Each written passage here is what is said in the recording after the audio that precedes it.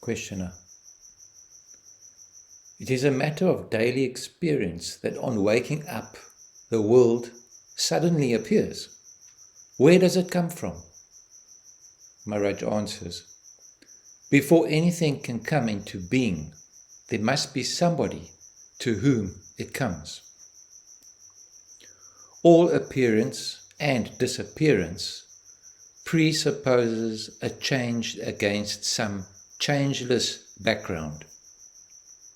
Questioner. Before waking up, I was unconscious. Maharaj answers, in what sense? Having forgotten or not having experienced? Don't you experience even when unconscious? Can you exist without knowing? A lapse in memory, is it a proof of non-existence? And can you validly talk about your own non-existence as an actual experience? You cannot even say that your mind did not exist. Did you not wake up on being called? And on waking up, was it not the sense, I am, that came first? Some seed consciousness must be existing even during sleep or swoon. On waking up, the experience runs, I am, the body, in the world. It may appear to arise in succession, but in fact, it is all simultaneous. A single idea of having a body in a world. Can there be the sense of I am without being somebody or other? Questioner. I am always somebody with its memories and habits. I know no other I am. Maharaj. Maybe something prevents you from knowing. When you do not know something which others know, what do you do? Questioner. I seek the source of their knowledge under their instruction. Maharaj answers, is it not important to you to know whether you are a mere body or something else? Or maybe nothing at all? Don't you see that all your problems are your body's problems? Food, clothing, shelter, family, friends, name, fame, security, survival. All these lose their meaning the moment you realize that you may not be a mere body. Questioner. What benefit is there in knowing that I am not the body? Maharaj answers, even to say that you are not the body is not quite true. In a way, you are all the bodies, hearts and minds, and much more. Go deep into the sense of I am, and you will find. How do you find a thing you have mislaid or forgotten? You keep it in your mind until you recall it. The sense of being, of I am, is the first to emerge. Ask yourself whence it comes, or just watch it quietly. When the mind stays in the I am without moving, you enter a state which cannot be verbalized, but can be experienced. All you need to do is try and try again. After all, the sense I am is always with you. Only you have attached all kinds of things to it. Body, feelings, thoughts, ideas, possessions, etc. All these self-identifications are misleading. Because of them, you take yourself to be what you are not. Questioner. Then what am I? Maharaj answers, it is enough to know what you are not. You need not know what you are, for as long as knowledge means description in terms of what is already known, perceptual or conceptual, there can be no such thing as self-knowledge. For what you are cannot be described, except as total negation. All you can say is, I am not this, I am not that. You cannot meaningfully say, this is what I am. It just makes no sense. What you can point out as this or that cannot be yourself. Surely you can not be something else. You are nothing perceivable or imaginable, yet without you there can be neither perception nor imagination. You observe the heart feeling, the mind thinking, the body acting. The very act of perceiving shows that you are not what you perceive. Can there be perception, experience without you? An experience must belong. Somebody must come and declare it as its own. Without an experiencer, the experience is not real. It is the experiencer that imparts reality to experience. An experience which you cannot have, of what value is it to you? Questioner. The sense of being an experiencer, the sense of I am, is it not also an experience? Maharaj answers, obviously, everything experienced is an experience. And in every experience, there arises the experiencer of it. Memory creates the illusion of continuity. In reality, each experience has its own experiencer, and the sense of identity is due to the common factor at the root of all experience relations. Identity and continuity are not the same, just as each flower has its own color, but all colors are caused by the same light. So do many experiences appear in the undivided and indivisible awareness, each separate in memory, identical in essence. This essence is the root, the foundation, the timeless and spaceless possibility of all experience. Questioner. How do I get at it? Maharaj answers, you need not get at it, for you are it. It will get to you if you give it a chance. Let go your attachment to the unreal, and the real will swiftly and smoothly step into its own. Stop imagining yourself being or doing this or that, and the realization that you are the source and heart of all will dawn upon you. With this will come great love, which is not choice or predilection, nor attachment, but a power which makes all things love-worthy and lovable.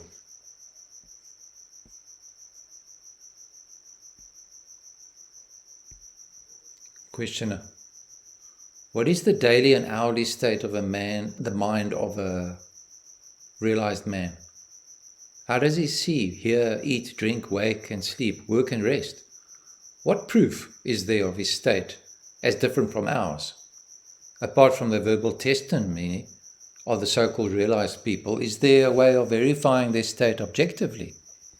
Are there not some observable differences in their psychological and nervous responses, in their metabolism or brainwaves, or in their psychosomatic structure? Maharaj answers, you may find differences, or you may not. All depends on your capacity of observation. The objective differences are, however, the least important. What matters is the outlook, the attitude, which is that of total detachment, aloofness, standing apart. Questioner. Does not a Nani feel sorrow when his child dies? Does he not suffer? Maharaj answers, he suffers with those who suffer. The event itself is of little importance, but he is full of compassion for the suffering being, whether alive or dead, in the body or out of it. After all, love and compassion are his very nature. He is one with all that lives, and love is that oneness in action. Questioner. People are very much afraid of death.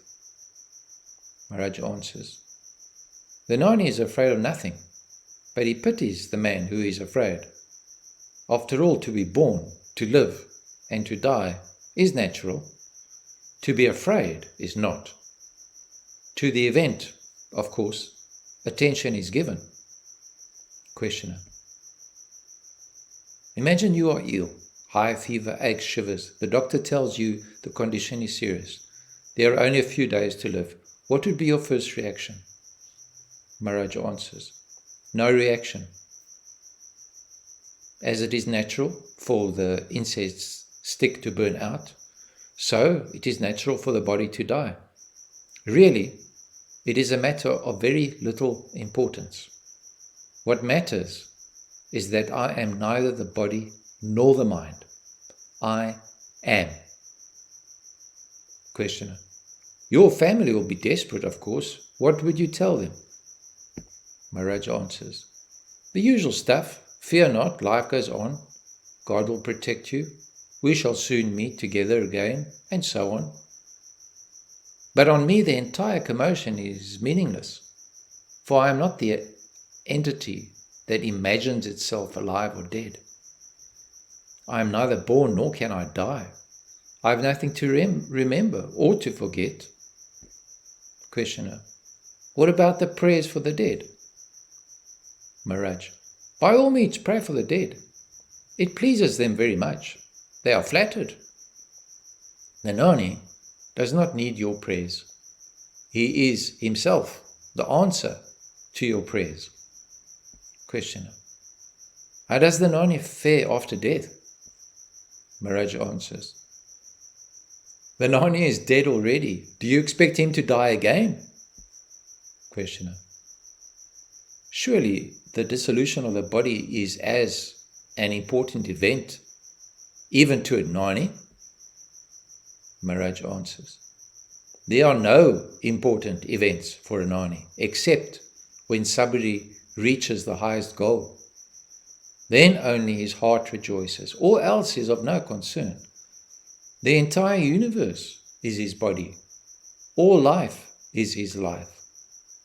As in a city of lights, when one bulb burns out, it does not affect the network. So the death of a body does not affect the whole. Questioner.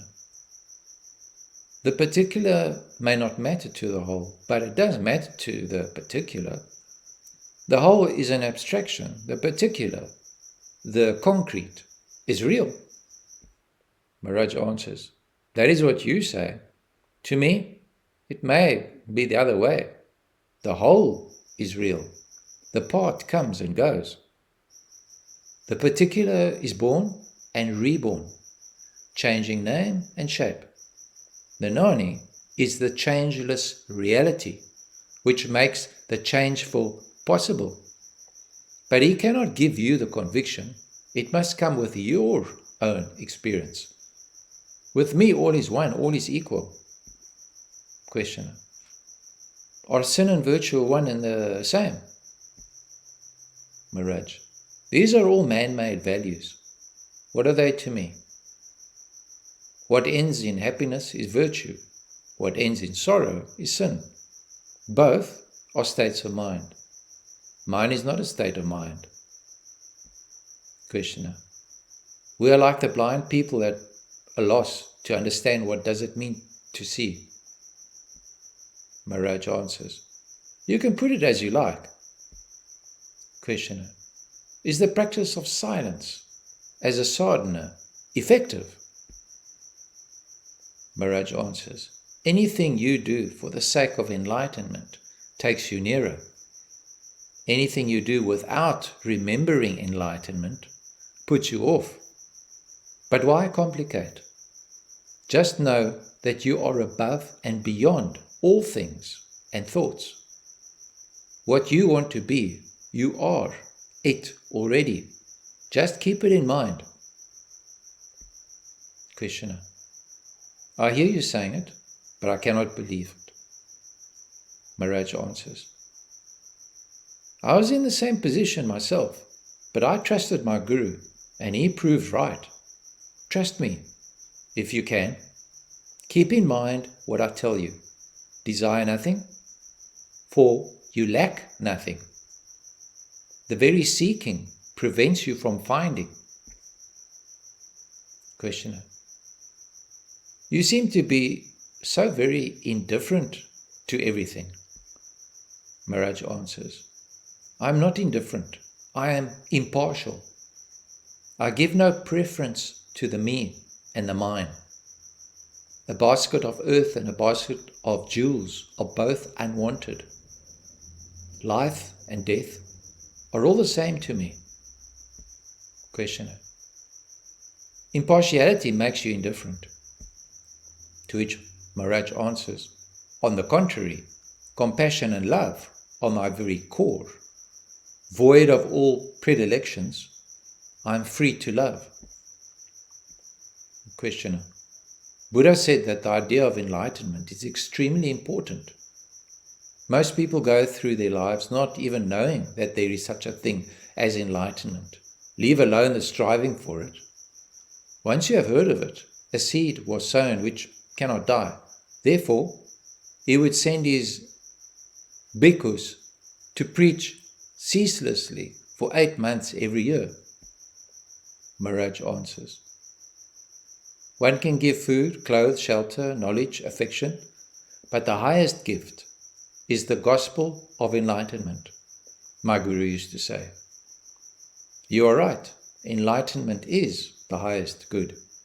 Once you have it, nobody can take it away from you. Questioner.